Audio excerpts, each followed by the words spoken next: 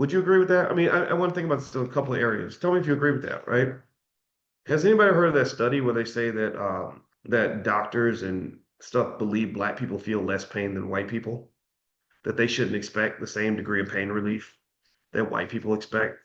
That and that was why the so-called father of modern gynecology used to do these horrible experiments with black women because he said, well, it's okay, they don't feel pain. So, if it was a white woman, we'd have to think about these procedures because we just cut open her vagina without with a scalpel, with a dirty scalpel with no anesthesia, right? But she's black, so they're going to be all right?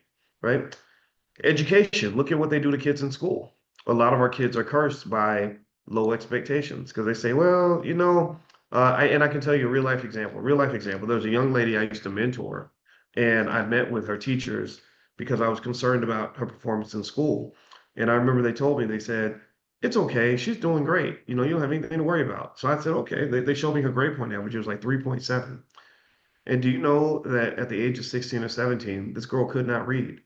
I just assumed that if you had a 3.7 grade point average as a 16, 17-year-old, that you would be able to read. And it wasn't until later that somebody brought it to my attention. They said, I heard her read. She can't read that well. She's really she can't read. She reads like a third grader. So that again, low expectations. It's good enough for a nigga, right? What else would I say? I would say also, here's another thing that I think is interesting, right? I see this debate happening right now because there's like a conversation about sending the National Guard to certain cities to stop the crime, right? And I'm not here to tell you what you should think about any of that. I know that's a controversial topic, so I'm gonna be real careful when I talk about it. But when someone asked me about it, I said, well, there are killings. Like there are people getting killed in Chicago, lots of them. Chicago's a little wild. If you know anything about the city, there's a lot of crazy stuff going on. And I know black people who are like, yeah, please, somebody help. And someone says, no, but crime dropped in Chicago. The killings have dropped in Chicago.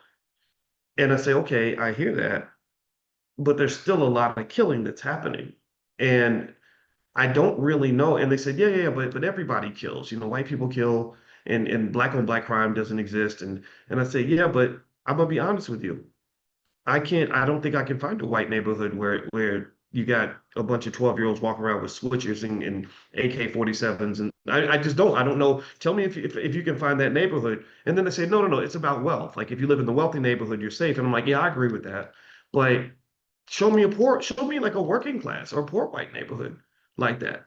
I don't know a lot of those. Maybe they exist. Maybe there's plenty of white neighborhoods around America where white kids are getting shot down every day, right?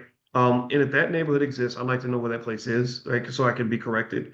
But I think that when you deny a problem, it concerns me because when they say, like, hey, we don't want anybody to address this issue, and we don't want you to address it because you're a Republican, that concerns me because you're kind of saying there's nothing to see here.